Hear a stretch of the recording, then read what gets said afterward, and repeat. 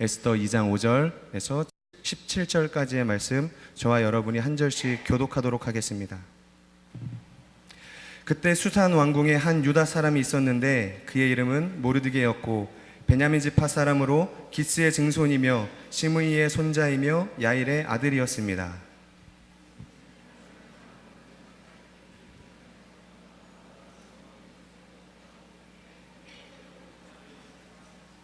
모르드게에는 하닷사 곧 에스더라는 사촌 여동생이 있었습니다.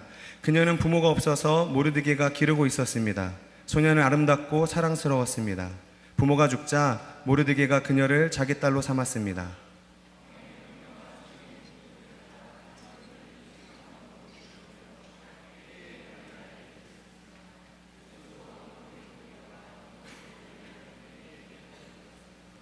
헤게는 에스더가 마음에 쏙 들어 특별한 대우를 해주었습니다. 헤게는 에스더에게 신속히 미용품과 특별한 음식을 주었고 왕궁에서 뽑힌 7명의 하녀들을 붙여 후궁의 가장 좋은 곳으로 옮겨주었습니다.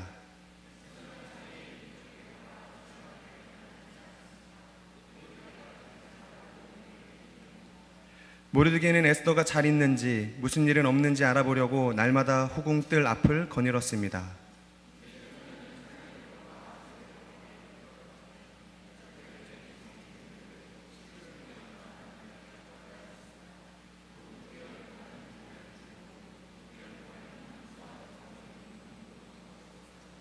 이렇게 해야만 왕에게 나아갈 수 있었고 그때는 원하는 것은 무엇이든 다 줘서 후궁에서 왕궁으로 가지고 들어갈 수 있었습니다.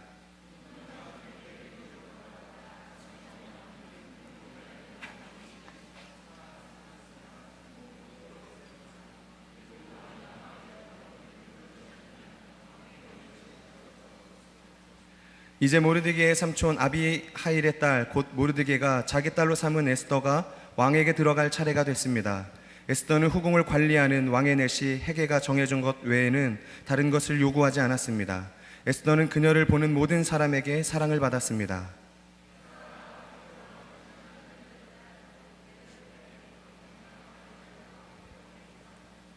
함께 읽겠습니다. 왕은 다른 어떤 여자들보다 에스더를 더 사랑했습니다. 그리하여 에스더는 다른 처녀들보다 더 많은 은총을 입어 왕은 에스더의 머리에 관을 씌우고 와스디를 대신할 왕비로 세웠습니다. 지난주 우리는 에스더 1장의 말씀을 통하여 하나님 없는 자의 삶의 증거인 자기 사랑과 자기 과시에 덫에 걸려있는 한 절대 권력자의 삶을 보았습니다. 그는 180일 연속으로 잔치를 벌여 자기의 위엄과 부를 드러내었고 이 자기 과시는 결국 왕후 와스디의 폐위라고 하는 불행한 사건을 촉발시키게 됩니다. 자신의 명령에 불복한 와스디의 아하수에로 왕이 격분하게 되었고 이 일을 페르시아의 법률 해석과 자문을 맡은 고문들에게 맡겨 처리하게 했고 이 과정을 통하여 와스디는 폐위되게 됩니다. 이게 법에 따라 처리하는 듯 보이지만 사실상 아하수에로 왕의 빗나간 자기 과시의 비극적인 결말이었고 왕의 의지에 따라 와스디가 궁 밖으로 쫓겨나게 됩니다. 그리고 오늘 2장의 말씀인데 2장을 열면서 오늘 본문에 포함되어 있는 말씀은 아니지만 저는 1절 말씀에 눈에 깊이 들어오게 되었습니다. 우리 에스더 2장 1절 말씀 함께 합독하겠습니다. 시작. 그 아하수에로 왕은 분노가 가라앉자 와스디가 한 일과 와스디에 대해 취한 조치를 기억했습니다. 와스디의 이름을 3번 반복하면서 와스디가 한 일과 와스디에 대해 취한 조치를 기억했다라고 얘기합니다. 여러분, 와스디에게 취한 조치를 기억했다, 무슨 의미일까요? 아하수에로 왕이 지금 후회하고 있다는 것입니다. 취기가 가시고 시간이 흘러 그 마음에 분노가 사그라들자 자신이 한 행동이 과한 행동이었음을 나중에서야 아하수에로 왕이 알게 된 것입니다. 그러나 때는 늦었습니다. 이미 폐위시킨 와스디를 다시 궁으로 들여올 수 없습니다. 이 모든 것이 한순간의 감정을 다스리지 못한 대가였습니다. 그래서 여러분, 우리는 여기서 삶을 살아가는 아주 작지만 중요한 원리 하나를 배울 수 있습니다. 누구나 감정이라는 것은 누구나가 다 있습니다. 감정에 잘 이끌려서 남들보다 감정이 풍부한 사람이 있고요, 감정의 영향을 잘 받지 않아 볼 때 약간은 좀 차가운 성향을 느끼게 하는 그런 사람들이 있습니다. 하지만 크고 작은 크기의 차이일 뿐 누구에게나 감정이 있습니다. 한때는 고요한 호수처럼 내 마음에 감춰져 있던 감정이 때를 따라 폭풍처럼 큰 파고를 일으키며 사방의 모든 것을 집어삼킬 듯 넘실거릴 때가 있습니다. 내 감정의 상태가 때로는 호수일 때가 있고, 아주 잔잔한 호수일 때가 있고, 때로는 폭풍의 한가운데처럼 막 요동칠 때가 있다는 것입니다. 인정하시죠? 이것이 여러분 감정의 두 모습입니다. 감정이 차올랐을 때에는 그 감정의 파고가 너무나 커서 우리의 이성적인 결단과 행동을 막습니다. 그러므로 이 감정의 파고가 크게 일어날 때, 바로 이때 중요한 일을 결정하는 것은 정말 어리석은 것입니다.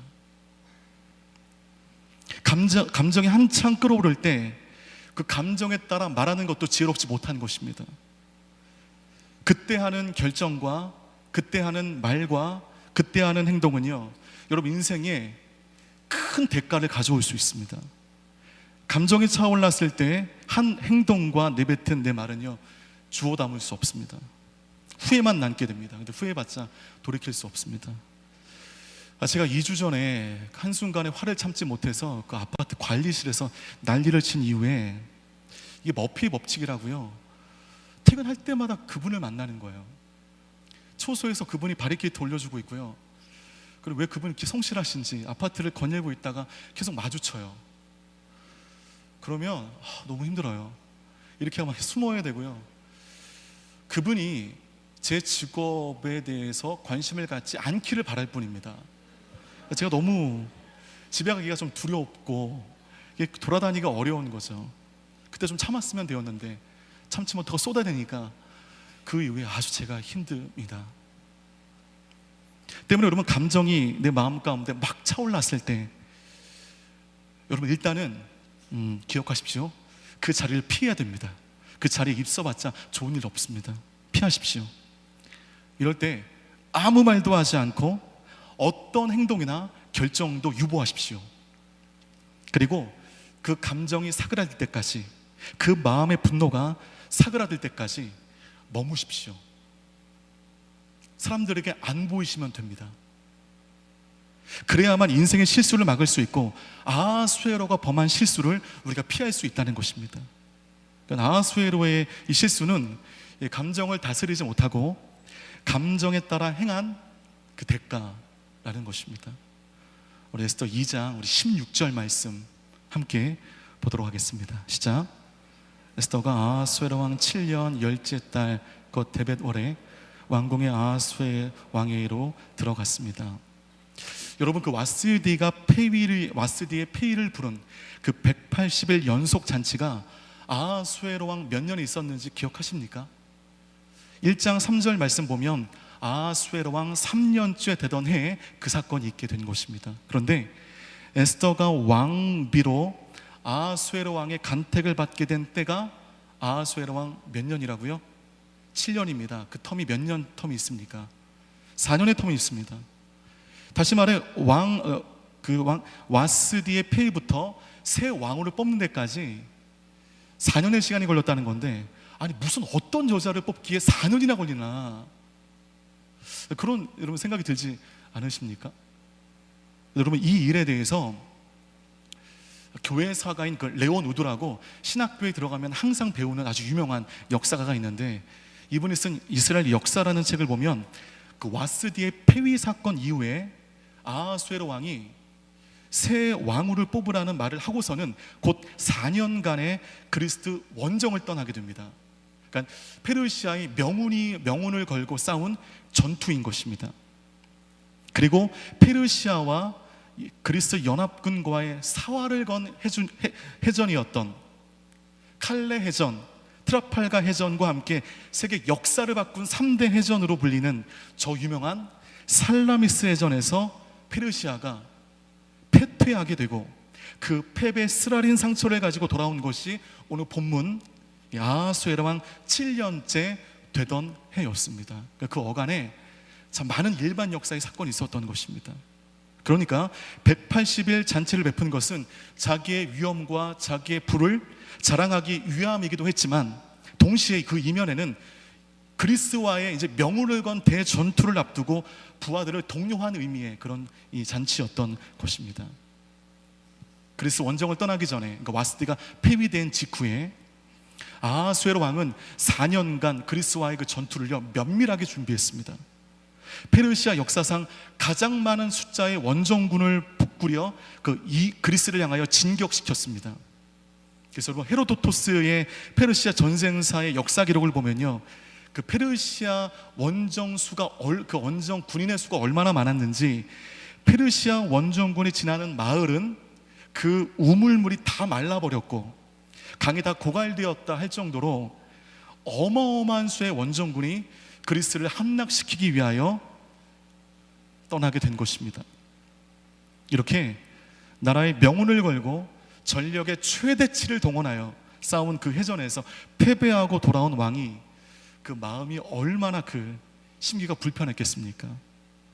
이렇듯 용기와 힘을 잃어버린 왕을 위로하는 길은 준비된 새 왕후를 왕에게 보내는 것이었을 것입니다. 에스더가 바로 이때 이 역사의 무대로 들어와 아하수르 왕에게 들어가 그의 심기를 어루만져 준 것입니다. 저는 이 대목에서 좀 마음이 불편한 게, 그 해전을, 그 살라미스 해전을 통해서 페르시아 수많은 군인들이 죽었거든요. 그 죽은 사람들은요, 어떤 사람에게는 어떤 사람의 아들, 어떤 사람에게는 남편, 어떤 사람에게는 형, 어떤 사람에게는 동생, 참 귀한 사람들이었을 텐데, 이 수많은 페르시아 젊은이들이 죽어나간 이 전투의 깊은 상흔 속에서 새 왕후를 왕의 침상에 보내어 그를 위로하려는 그 삐뚤어진 권력에 아부하는 그 제국의 광기에 아주 치가 떨립니다. 그러나 그런 서슬퍼런 역사의 상흔 속에서 작지만 강력한 하나님의 손길이 숨어 있다는 것입니다. 제국의 광기 속에 가리워진 숨겨진 하나님의 섭리가 있다는 것이죠. 그때는 우리가 볼 수 없습니다. 나중에 가서야 그 광기 속에 숨겨져 있는 하나님의 숨어 계신 손길을 우리는 볼 수 있다는 것이죠. 어떤 한 민족에게는 비극적인 그 역사의 흔적이 하나님이 일하시는 통로가 되기도 한다는 것을 우리는 알 수 있습니다. 이것은 여러분의 삶에도 마찬가지입니다. 불행이라 여겨지는 여러분의 삶의 상처를 통하여 하나님이 여러분의 삶 가운데 드러나신다는 것입니다.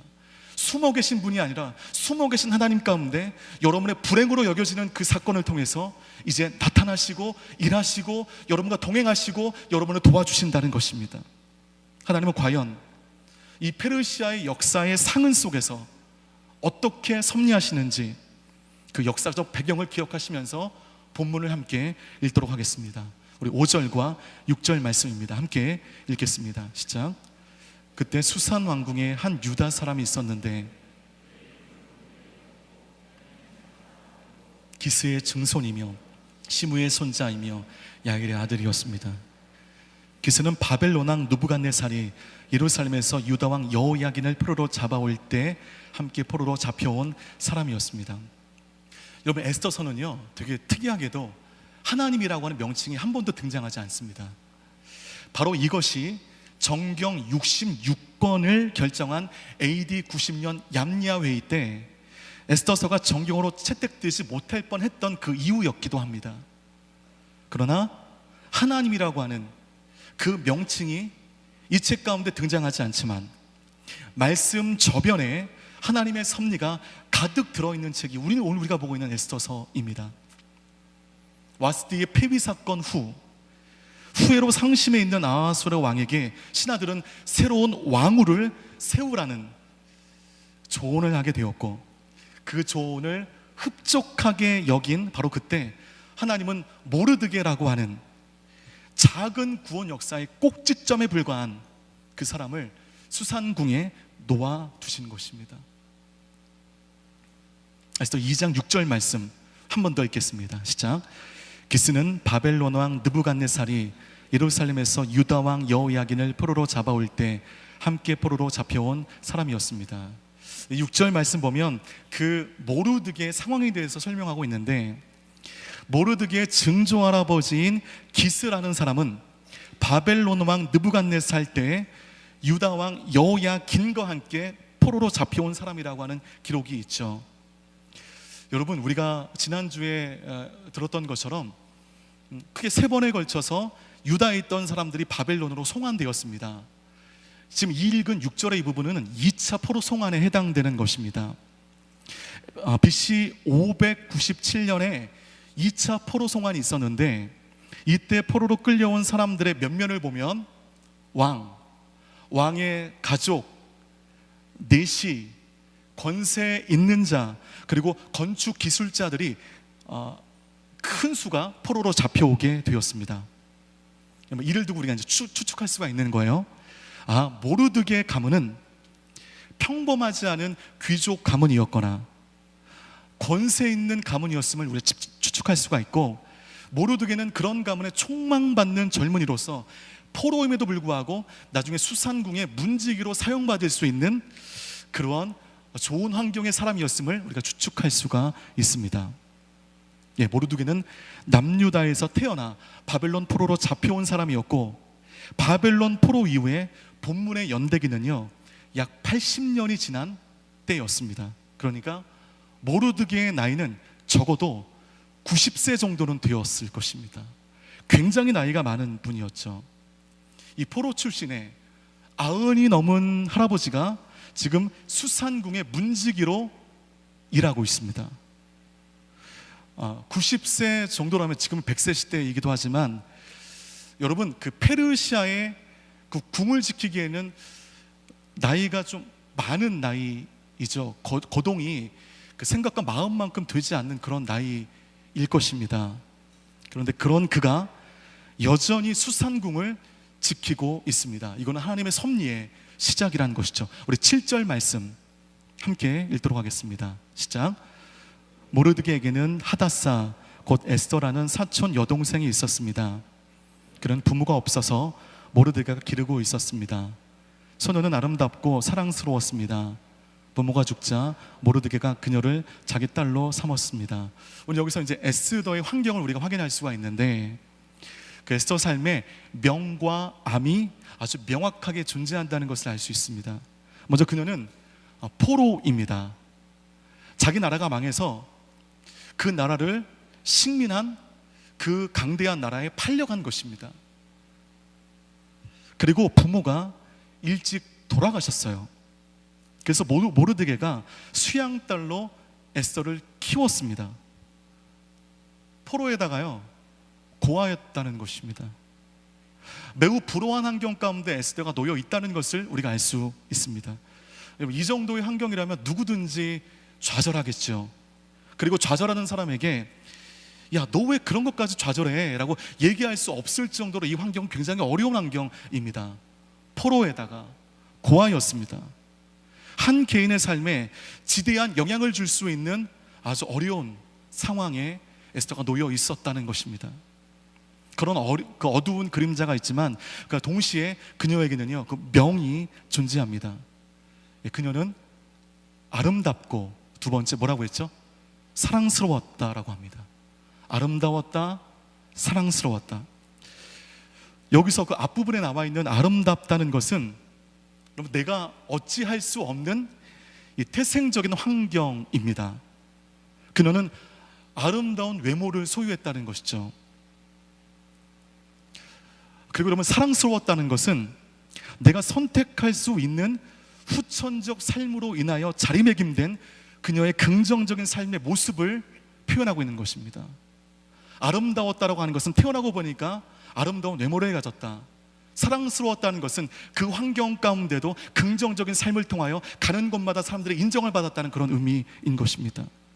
그녀는 포로에다가 고아였지만 게다가 고령의 사촌 오빠를 아버지로 삼아 살아야 했던 평범하지 않은 삶 속에 놓여 있는 어떤 불행한 인생이었지만, 그러나 그런 환경 가운데 그녀는 아름다웠고 사랑스러웠습니다.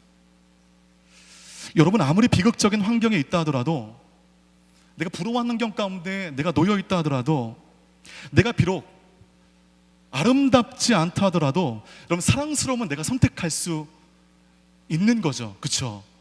내가 선택할 수 있습니다. 그러므로 그 비극의 굴레 가운데 순응하지 않고 살아갈 수 있다는 것입니다. 저는 이 에스더의 상황을 읽으면서 불현듯 아가서에 나와 있는 술람미 여인을 떠올리게 되었습니다. 아가서 1장 5절 말씀 가운데 어떤 말씀이 있는지 함께 읽어보도록 하겠습니다. 시작. 비록 내 살결은 검지만 나는 사랑스럽습니다. 예루살렘의 딸이여, 비록 내가 게달의 장막처럼 검다 해도 솔로몬의 휘장처럼 아름답습니다. 술람미 여인에 대해 검었다라고 표현하고 있습니다. 술람미 여인의 살결은요, 검게 그을려 있습니다. 여러분, 여자의 피부가 검게 그을려 있다는 것은 그녀가 지금 아름답지 않다라는 것을 의미하는 것이고, 지금 그녀는 세심하게 보호받지 못하고 있다는 것을 의미하는 것입니다. 팔레스타인의 그 살인적인 뙤약볕 가운데 일할 수밖에 없는 냉혹한 상황 가운데 놓여 있다는 것을 얘기하는 것입니다. 그것이 내가 검다라고 하는 그 표현 안에 다 담겨져 있는 것입니다. 그런데 술람미 여인은 검지만 나는 사랑스럽다라고 말하고 있습니다. 검은데 어떻게 사랑스러울 수가 있죠? 우리의 통념은 하얘야 사랑스러운 거고 하얘야 이쁜 건데, 오늘 술람미 여인은 내 살결은 검지만 나는 사랑스럽다고 얘기하는 것은, 그 사랑스럽다라는 것은 나의 선택에 달려 있다는 것을 의미하는 것입니다. 술람미 여인은 예루살렘의 딸들처럼 나이스하고 화려하게 살아갈 수 없는 기구한 운명 가운데 놓여 있는 그런 사람이었지만, 그래서 마치 베두인족의 텐트인 게달의 장막처럼 초라하고 더럽고 남루한 인생이었지만, 그러나 그는 솔로몬의 휘장처럼 빛날 수 있었다는 것입니다. 대반전이죠. 그는 검었지만, 그의 살결은 검었지만 그는 지금 솔로몬의 휘장처럼 빛나고 있습니다. 우리의 살결이 검정이어도, 우리의 피부가 그을려도 우리는 솔로몬의 휘장처럼 빛날 수 있습니다. 우리는 피부가 검다, 나는 아름답지 않다라는 것을 두고, 나는 태어나고 보니까 게달의 장막이야 라며 나의 태생을 저주하고 나의 환경을 저주하며 좌절하기도 합니다. 하지만 여러분, 우리가 아름답지 않더라도 우리 사랑스러울 수 있습니다. 분명히 피부가 검정이어도 우리 사랑받을 수 있습니다. 아멘이시죠? 사랑받을 수 있습니다. 우리가 아름답지 않더라도 사랑스러울 수 있습니다. 사랑스러울 수 있다는 것은 모든 환경 가운데 지배되지 않는 나의 선택인 것입니다. 외모를 뛰어넘는, 나의 환경을 뛰어넘는 내가 선택할 수 있는 결정인 것입니다. 그래서 2장 8절 말씀 함께 읽겠습니다. 시작. 왕의 명령과 칙령이 공포되자 많은 소녀들이 수산 왕궁으로 불려들어가 헤게의 관리 아래 있게 됐습니다. 에스더도 왕궁으로 끌려가 여성들을 관리하는 헤게에게 맡겨졌습니다. 8절의 말씀처럼 아름답고 사랑스러웠던 이 에스더가 이제 궁으로 향하게 됩니다. 새로운 왕비를 구하기 위한 그 과정들이 시작이 되었습니다. 여러분, 이게 좋은 영화는 아닌데, 여러분, 한국 영화 중에 간신이라고 하는 영화가 있거든요. 그러니까 왕의 선택을 받기 위한 여인들의 질투와 시기와 몰약이 있는 그 영화. 그 영화를 보니까 여자들 무서워요. 무섭더라고요. 페르시아의 아름답다고 소문난 많은 소녀들이 수산왕궁으로 몰려들어가기 시작했습니다. 그 모두는 수산궁에서 여인들을 관리하는 헤게라고 하는 내시의 감독 아래 있게 되고, 그 안에서 트레이닝을 받게 되는 것입니다. 그 수많은 한 미모하는 소녀들의 공통된 목표가 한 가지밖에 없습니다. 왕의 눈에 드는 것입니다. 왕의 침상 가운데 들어가 왕의 선택을 받는 것, 왕의 간택을 받는 것입니다. 그것이 그들의 유일한 목표입니다. 이 목표 아래 얼마나 많은 견제와 다툼과 계략과 모함이 그 경합의 과정 가운데 있겠습니까? 마치 거스를 수 없는 파도에 막 몸을 실은 것처럼 이 에스더는 왕궁이라고 하는 소용돌이 안으로 밀려 들어가고 있습니다. 그리고 헤게라는 내시의 관리 아래 놓여 있게 됩니다. 그러나 이런 상황에서도 에스더는요 구별됩니다. 우리 9절 말씀이거든요. 9절 말씀 함께 합독하겠습니다. 시작. 헤게는 에스더가 마음에 쏙 들어 특별 대우를 해주었습니다. 특별한 음식을 주었고 왕궁에서 뽑힌 7명의 하녀들을 붙여 후궁이 가장 좋은 곳으로 옮겨 주었습니다. 헤게가 무엇 때문에 에스더가 마음에 들었는지 정확하게 나와 있지 않지만 헤게라는 내시가요 에스더가 너무 마음에 드는 거예요. 그리고 그녀에게 특별 대우를 해주게 됩니다. 그 수많은 사람 가운데, 그 수많은 여인 가운데 특별히 에스더에게 이 헤게가 꽂힌 것입니다. 특별한 대우의 히브리어를 보니까요 그 유명한 헤세드입니다. 헤세드가 무슨 의미인지 아세요? 은혜라고 하는 단어입니다. 헤게가 에스더에게 은혜를 베푼 것입니다. 수많은 아름다운 소녀들 중에 에스더가 헤게 특별한 총애를 받게 된 것은 이 본서의 전체 내용을 감안하면 바로 이것이 하나님의 특별한 섭리라는 것입니다. 그 수많은 한미모하는 사람 가운데 특별히 포로 출신의 고아, 물론 그 초반에는 이 사람이 포로 출신이었고 고아라는 것을 몰랐겠지만 그 수많은 가운데 에스더의 눈을 들어 그를 마음에 들어하고 그 특별한 대우를 해준다? 여러분 이것이 하나님의 섭리 안에 가능한 일이라는 것입니다. 에스더라고 하는 이방인이 헤게의 눈에 띄어 결국 아수에로의 왕비가 되는 것은 그녀를 통하여 유대인들을 구원하시고자 하시는 하나님의 은혜의 결과임을 우리는 인정하지 않을 수 없다는 것입니다. 다시 말해 에스더를 바라보는 헤게의 눈과 아수에로 눈에는 이를 통하여 자기 백성에게 은혜와 긍휼을 베풀기 원하시는 역사의 주관자 되신 하나님의 섭리가 작용하고 있음을 지금 보여주고 있는 것입니다. 그렇다면 에스더는 단지 이런 하나님의 섭리의 거대한 소용돌이 가운데 무임승차하고 있는 것인가? 그는 어떤 노력도 하지 않았지만 하나님의 거대한 섭리 안에 그냥 이렇게 끌려가는 것인가? 여러분 그렇지는 않습니다. 그렇지 않습니다. 그녀가 하나님의 섭리의 도구가 된 것이 행운이 아니었음을 우리는 사랑스럽다라고 하는 이 표현이 말해주고 있는 것입니다. 에스더가 수상궁에 끌려간 것, 그리고 치열한 각축장에 놓여진 것, 이 모두는 자의가 아니었습니다. 이 모두는 타의에 따라 거대한 소용돌이에 의해서 흘러간 것입니다. 그런데 헤게의 눈에 든 것, 헤게가 이 수많은 여인들 가운데 에스더를 마음에 쏙 들어 한 것, 이 모든 것은 에스더의 행동의 결과였다는 것입니다. 에스더 2장 7절 말씀 우리 한 번 더 한번 읽어보죠. 시작. 모르드게는 하다사 곧 에스더라는 사촌 여동생이 있었습니다. 그는 부모가 없어서 모르드게가 기르고 있었습니다. 소녀는 아름답고 사랑스러웠습니다. 부모가 죽자 자기 딸로 삼았습니다.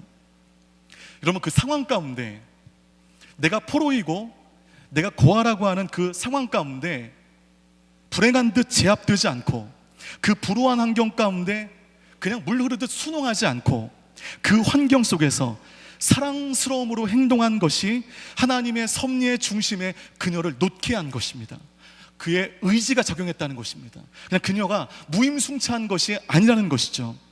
여러분 이와 같은 표현이요 다른 성경에 거의 비슷한 내용으로 있습니다. 창세기 39장 6절 말씀인데 우리 개역개정 말씀으로 같이 한번 읽어보도록 하겠습니다. 시작. 주인이 그의 소유를 다 요셉의 손에 위탁하고 자기가 먹는 음식 외에는 간섭하지 아니하였더라. 요셉은 용모가 빼어나고 아름다웠더라. 여러분 에스더의 소개와 비슷하지 않습니까? 여러분, 용모가 빼어났다고 하는 것은 요셉의 그 외모를 이야기하며, 그가 아름다웠다라고 하는 것은 현실을 앞두고 살아가는 요셉이 그 삶에 대처하는 그 모습의 긍정성을 보여주는 것입니다. 요셉은 아름다운 사람으로 주어진 비극적 환경 속에 적극적인 믿음의 삶으로 그 모든 현상과 모든 상황을 이겨내었던 사람이었습니다. 그 아름다움은, 그 요셉의 아름다움은 보디발 장군 집에 총무를 맡게 하였고, 그의 아름다움은 그 감옥에서 간수의 신임을 받는 사람이 되게 하였으며, 그의 아름다움은 결국 포로국 출신의 최초의 애굽 총리 대신이 되게 한 이유였다는 것입니다. 요셉은 삶을 살아가는 것에 아름다움을 선택하게 됩니다. 그로 인해 그는 형통의 복을 얻게 됩니다. 에스더는 사랑스러움을 선택합니다. 다시요, 요셉은 아름다움이라고 하는 삶의 모습을 선택하게 되고, 에스더는 사랑스러움이라고 하는 또 다른 삶의 모습을 취하게 됩니다. 그로 인해 그녀는 유대인을 향한 구원의 역사의 귀한 도구로 선택받게 되는 것입니다. 모든 환경, 모든 상황을 뛰어넘어 하나님의 섭리의 도구로 사용받게 되는 것입니다. 그래서 우리는 외모, 환경, 능력 등 태생적인 조건에 의하여 인생의 행복과 불행이 나뉘어질 거라고 하는 일만의 불안감을 가지고 살아갑니다. 이 불안감이 예배하고 예수를 믿지만 좀처럼 씻겨지지 않습니다. 그러나 그런 조건보다 더 중요한 것은 삶에 대처하는 믿음의 자세라는 것입니다. 그것에 따라 우리는 하나님의 섭리 안에 살아갈 수 있고, 그리고 하나님의 섭리 밖으로 내쳐질 수 있다는 것입니다. 여러분, 아름다움과 사랑스러움이라는 이 본질을 상실한 채 이 외모라는 모형에만 몰두하는 시대 모습이 안타깝습니다. 그러나 더 안타까운 것은 우리 믿음의 사람들도 세상이 가는 대로 나도 모르게 끌려간다는 것입니다. 그것을 우리가 진리로 여긴다는 것입니다.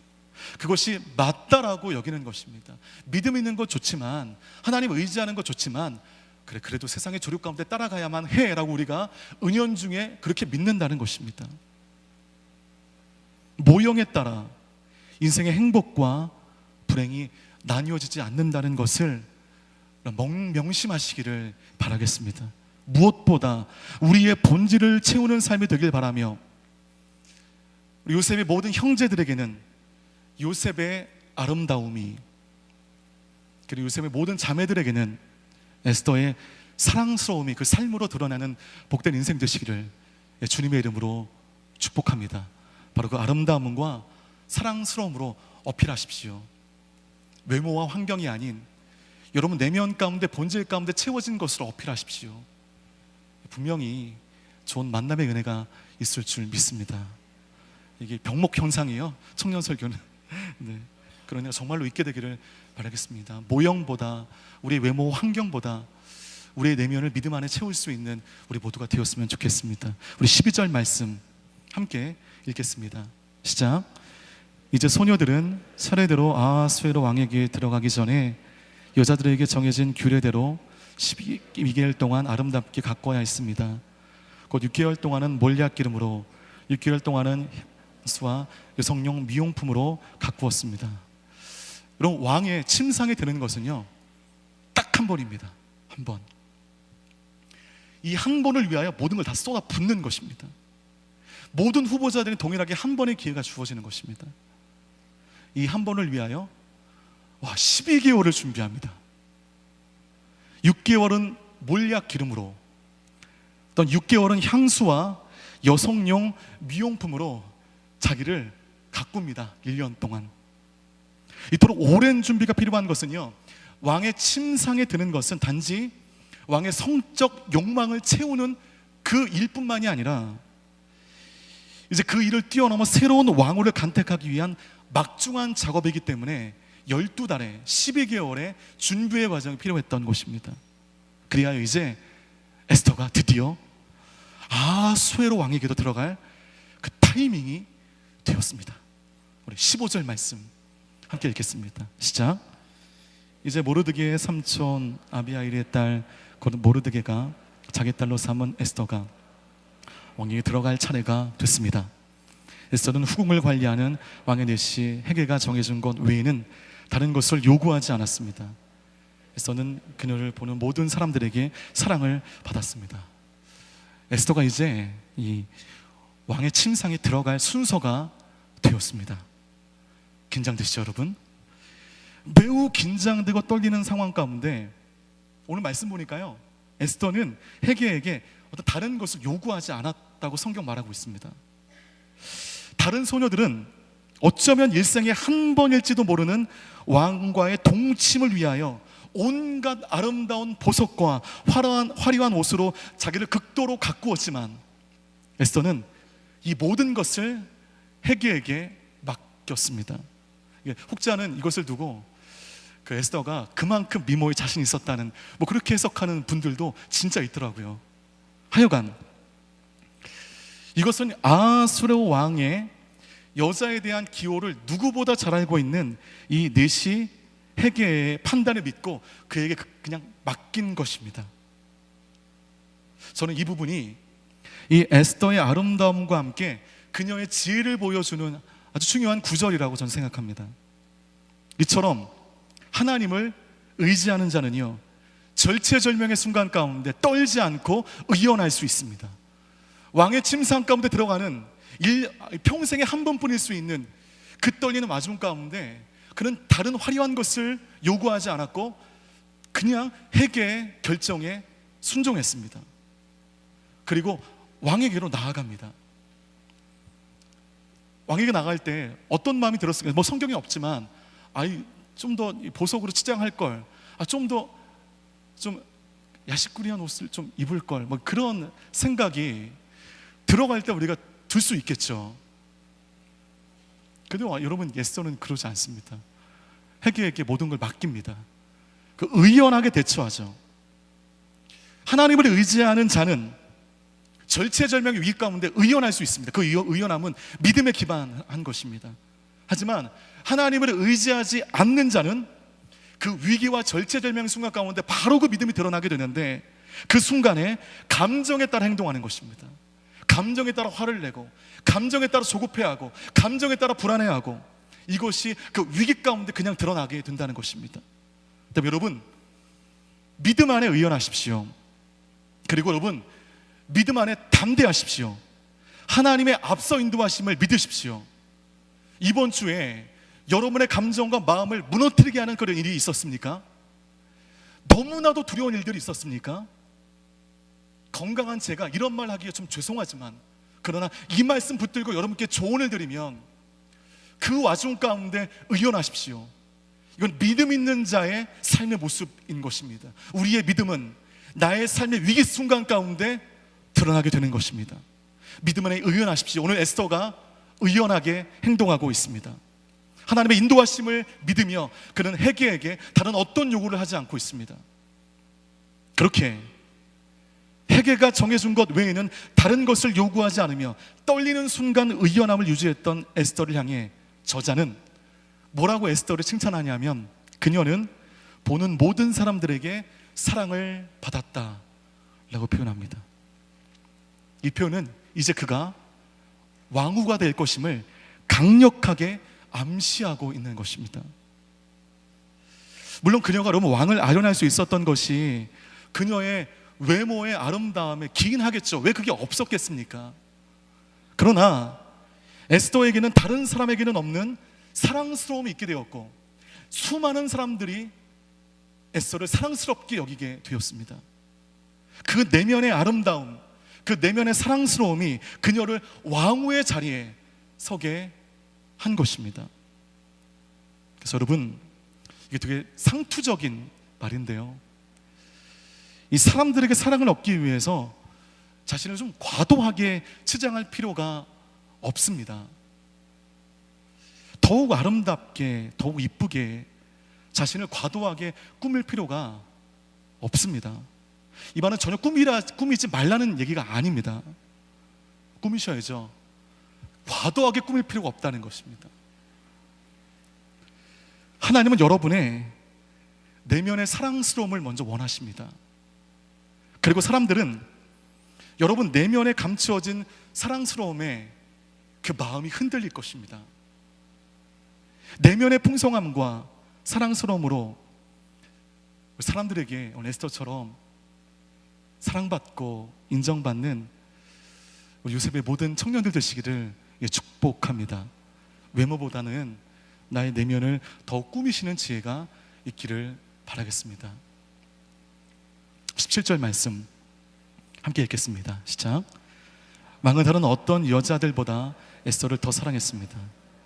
그래야 에스더는 다른 처녀들보다 더 많은 은총을 입어 왕은 에스더의 머리에 관을 씌우고 와스를 대신할 왕비로 세웠습니다. 짜자잔 하고 에스더가 왕후가 되었습니다. 모든 사람들에게 사랑받은 에스더, 외모의 아름다움과 함께 내면의 사랑스러움으로 준비된 그녀는 자신이 포로 출신이라고 하는 그 한계 가운데 순응하지 않고 현실 속에 아주 적극적으로 대응하는 것을 보게 됩니다. 그리고 물론 여러분 그 대응법의 옳고 그름에 대한 상반된 논쟁이 있지만 그 모르드게의 조언대로 자기의 출신을 말하지 않는 그 전략적인 선택을 통하여 그녀는 드디어 페르시아의 왕후 자리에 서게 됩니다. 하나님께서는 이 비천한 포로 출신이요 고아 출신인 에스더를 페르시아의 왕후가 되게 하시며 유대인을 향한 구원의 퍼즐을 하나하나 맞추고 계십니다. 저 멀리 모르드게라고 하는 그 점을 찍어주셨고 여기에 에스더를 두셨고 하나하나를 지금 연결하고 계신 것입니다.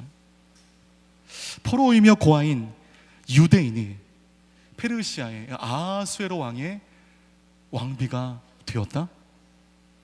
이건 하나님의 섭리 외에 다른 방법으로 무엇을 얘기할 수가 있겠습니까? 이처럼 에스더가 어마어마하게 이뻤다, 요 말로, 요 한 조건으로 그녀가 당시 최강대국의 왕후가 될 수 있었겠습니까? 가장 강한 제국의 왕후에 가장 약한 포로국의 여자를 세우신 하나님의 섭리 앞에 우리는 하나님의 유대인을 향한 구원 계획의 집념을 확인할 수가 있다는 것입니다.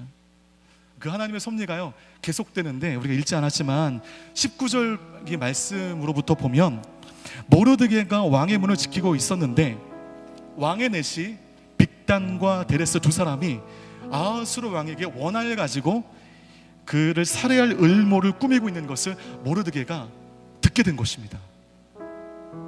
우연히 듣게 된 것입니다. 그러면 제가 우연이란 말을 사용했지만 절대 그것은 우연이 아닌 게 아시죠? 아닌 것이 아님을 아시죠? 마침 빅단과 데레스의 역적 모의가 모르드게 앞에 행해지게 되었고 그것이 모르드게 귀에 들리게 되었습니다. 그것을 에스더를 통하여 아하수르 왕에게 고하게 되었고 그로 인해 두 내시는 나무에 달려 죽게 되었고 이 모르드게의 업적은 궁중일기에 쓰여지게 되었습니다. 마치 이게 어떤 거냐면 여러분 그 해피엔딩으로 끝내고 말겠다, 요 굳은 결심을 가지고 이야기를 쓰고 있는 시나리오의 그 작가의 시나리오처럼 계속된 우연을 가장한 사건들이 일어나고 있는데 그것이 우연이 아닙니다. 하나님의 필연이고 하나님의 구원의 섭리라는 것입니다. 저는 결국 왕으로 간택된 이 에스더와 역적 모의를 발견하여 위기를 넘긴 모르드게의 이야기를 읽으면서 저는 고린도전서 1장 27절과 28절의 말씀을 떠올릴 수 있게 되었습니다. 함께 그 말씀 읽도록 하겠습니다. 시작. 그러나 하나님께서는 지혜로운 사람들을 부끄럽게 하시려고 강한 것들을 부끄럽게 하시려고 세상의 약한 것들을 택하셨습니다. 또한 하나님께서는 잘난치 않은 것들을 없애려고 세상의 천한 것들과 멸시받는 것들과 아무것도 아닌 것들을 택하셨습니다. 저는 아무것도 아닌 것이라고 하는 이 구절이 좋아요. 왜냐하면 제가 오랫동안 깊은 열등감 가운데 나는 아무것도 아니라고 이 말을 버릇처럼 해왔거든요. 나는 아무것도 아니지, 나는 잉여의 삶이지. 이것이 저의 노래였습니다.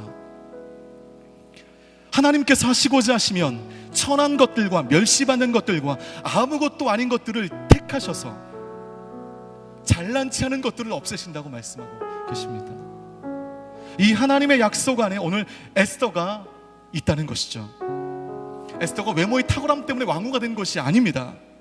세상에 천하고 멸시받는 포로국의 여자를 통하여 역사 속에 아무것도 아닌 버려진 듯 버려진 이 한 사람을 통하여 하나님은 구원의 섭리를 이루시고 계시다는 것입니다.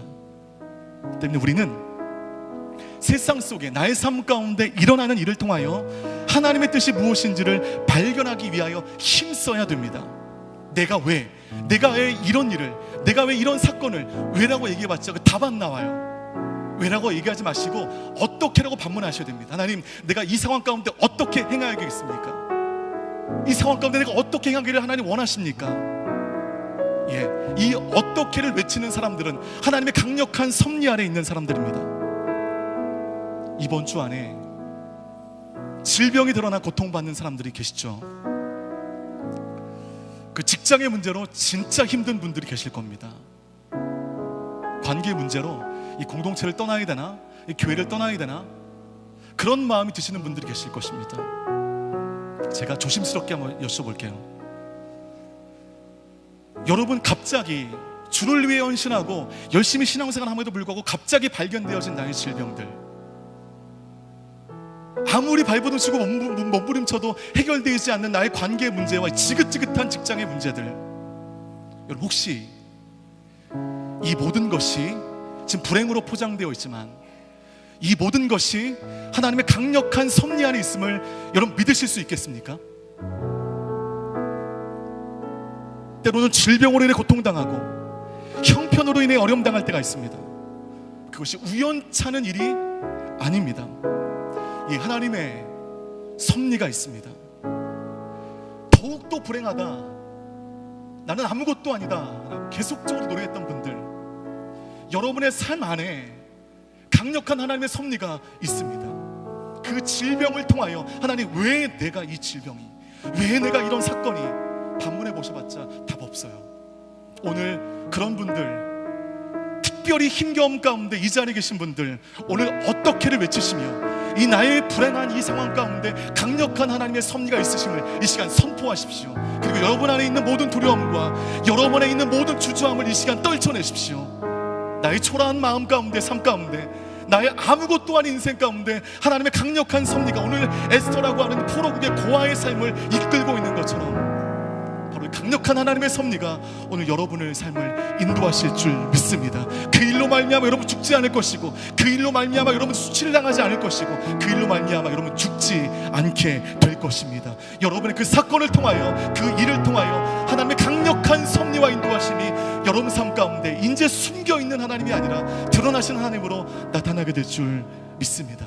오늘 그 고백이 오늘 이 자리에 나와 예배하시고 기도하시는 모든 분들의 고백이 되었으면 좋겠습니다. 불행의 고통이 더 크면 클수록 이런 입술 가운데 어떻게를 외치며 하나님을 찬양하며 하나님의 계획 가운데 내가 있음을 이 시간 고백하게 될 때 하나님의 평안함이, 하나님의 인도하심이 우리의 삶에 앞서 인도하게 될 줄 믿습니다.